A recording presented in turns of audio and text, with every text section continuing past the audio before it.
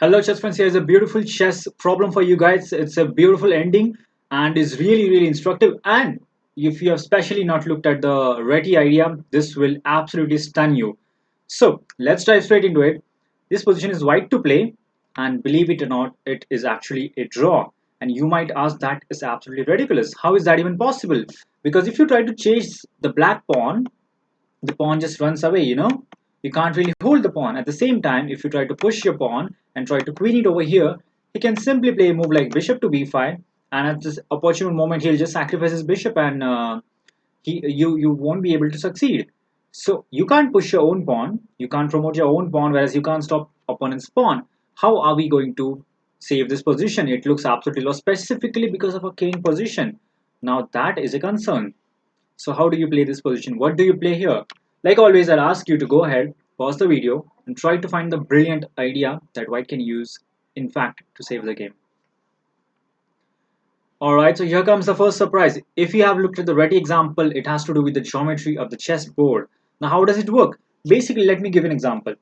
To reach this square, how many moves do you require? You need 1, 2, 3, 4, 5, and 6 moves to reach this square.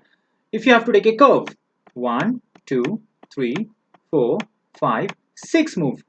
So even if you take a curve in chess, it still requires the same amount of moves, and it doesn't cost you extra time. That is the key to solving this problem.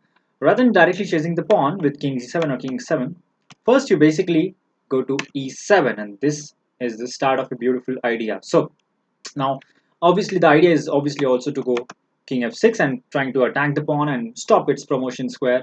So he just says, all right, I'm going to go forward with g5. What's your idea? Now white plays a ridiculous looking move, king to d6. It's ridiculous, but it's definitely brilliant. Idea is very simple. You're gonna go towards the e5 square and try to stop the pawn, and you will get in the square of the pawn.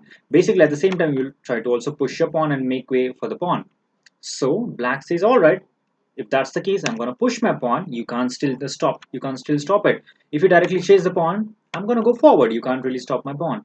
White says, I don't have to. In fact, I can play the move e7.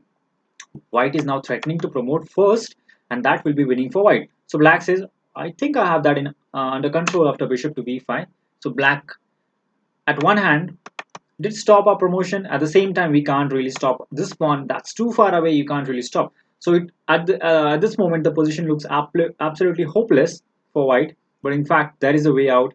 And the winning move, I mean, the move that saves the game, draws the game, is king to c5. Now, this is incredible.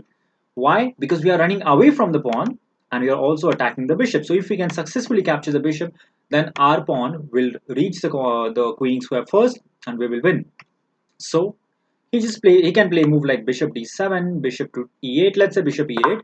Now the point is, yes, he has blocked our pawn, but now after king to d4, we get in the square of the pawn. This is the square of the pawn. Let me draw it for you. So that you can draw an imaginary square in your head. This is the square of the pawn. If the king is inside the square, he can stop the pawn. If he's outside, let's say over here, he cannot. Right now the king is inside the square, and that is why we will be able to stop the pawn. So g3, king to e3, g2, we stop the pawn. Now we are threatening to capture it. Black might play bishop to c6, trying to stop the pawn, but we have a very simple move here. We will simply deflect the bishop, and once he captures, we will take the pawn, and that is a draw. Incredible. This is an incredible problem, and no matter how much, even if I know the answer, it still looks virtually impossible to solve. Really incredible problem by Richard Reti, and this is a very famous Reti idea. In fact, you can see its purest form, its purest version. I have created at least 2 to 3 YouTube videos on the Reti idea, so you can check it out. I'll post that in the description, so you can always check it out. And do enjoy the quote above: "Openings teach you openings, but endgames teach you chess," and that is so true. This was really unbelievable problem. So hope you enjoyed this. Thank you for watching, and do subscribe to my YouTube channel. More videos are on the way. Until next time.